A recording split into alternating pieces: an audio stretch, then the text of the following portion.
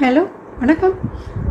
வாங்க, இப்போ நாம் நெய் சுலபமாக வெண்ணெயை எடுக்காமல் எப்படி செய்கிறதுன்னு பார்க்கலாம். வாங்க. இது ஒரு வாரம் நான் எடுத்து வச்ச ஆடைங்க. பால் காய்ச்சும் போது மேலாக மஞ்சளாக வர்றதை நான் எடுத்து ஒரு வாரம் வச்சுருந்தேங்க. அதை எடுத்து அடுப்பில் வச்சு கொஞ்சம் தூள் உப்பு, கொஞ்சம் கருவேப்பிலை, கொஞ்சம் முருங்கைக்கீரை சேர்த்து நான் வச்சுருக்கேங்க.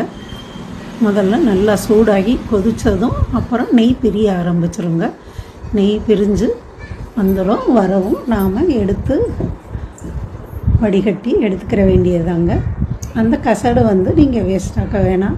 அதில் 2 கிளாஸ் தண்ணி ஊற்றி நல்லா கொதிக்க வச்சு அந்த தண்ணியை எடுத்து நம்ம சமையலுக்கு உபயோகப்படுத்திக்கலாம். அதில் இருக்க நெய்யும் வந்துடுங்க. இல்லை உப்பு சேர்க்காமல் வச்சிங்கன்னா அதில் சர்க்கரை சேர்த்து நல்லா மிக்சியில் அடித்தா பால்கோவா மாதிரி சாப்பிட நல்ல டேஸ்ட்டாக இருக்குங்க. நீங்களும் இதே மாதிரி செஞ்சு சாப்பிட்டு பாருங்கள். அதுக்குள்ளே நல்லா நெய் வர ஆரம்பிச்சிருச்சு. இன்னும் ஒரு நிமிஷத்துலேயே நெய்யெல்லாம் வெளியே பிரிஞ்சு வந்துருங்க. நான் ஒரு வாரம் தான் எடுத்து வச்சேன். இதில் 100 நெய் கிடச்சிருச்சுங்க.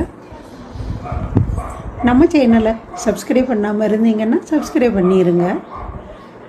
நன்றி, வணக்கம். பாருங்கள் எவ்வளவு சுலபமாக நெய் எடுக்க வருதுன்னு.